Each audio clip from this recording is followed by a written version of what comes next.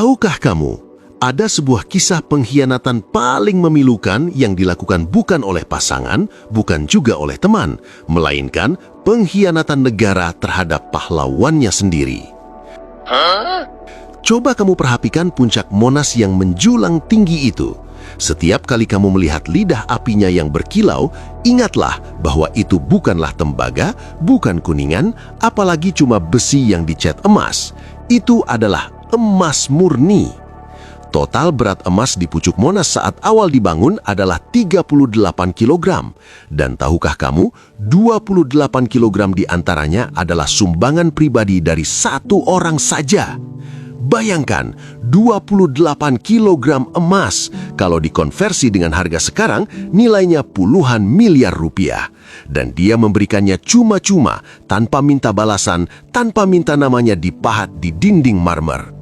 Sosok luar biasa itu bernama Teku Markam, seorang saudagar kaya raya asal Aceh yang namanya kini seolah sengaja dihapus dari ingatan sejarah Indonesia.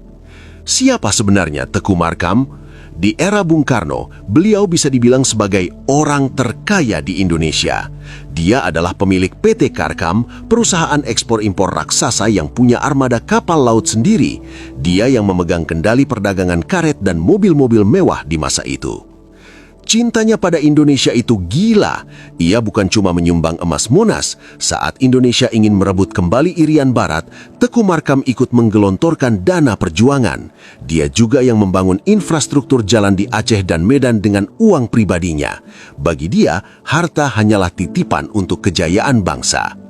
Tapi sayang seribu sayang, sejarah politik memang kejam. Saat rezim berganti pada tahun 1966, kebaikan yang begitu besar dibalas dengan air tuba. Hanya karena kedekatannya dengan Presiden Soekarno, Teku Markam menjadi target fitnah yang keji. Oleh penguasa baru saat itu, beliau dituduh sebagai PKI, dituduh koruptor, dan dituduh antek Soekarno. Tanpa proses pengadilan yang jelas, sang penyumbang emas ini ditangkap dan dijebloskan ke penjara selama 8 tahun. Bayangkan rasanya, 8 tahun mendekam di balik jeruji besi yang gelap, sementara emas sumbangannya berdiri tegak di luar sana, berkilauan disaksikan jutaan rakyat Indonesia. Dan penderitaannya belum selesai. Negara tidak hanya memenjarakan badannya, tapi juga merampok seluruh hasil keringatnya. Aset perusahaannya diambil alih paksa oleh rezim baru. Kapal-kapalnya disita, tanahnya dirampas, mobil-mobilnya diambil. Semua kekayaan yang ia bangun dari nol lenyap dalam sekejap atas nama kekuasaan. Saat beliau keluar dari penjara pada tahun 1974, Teku Markam jatuh miskin.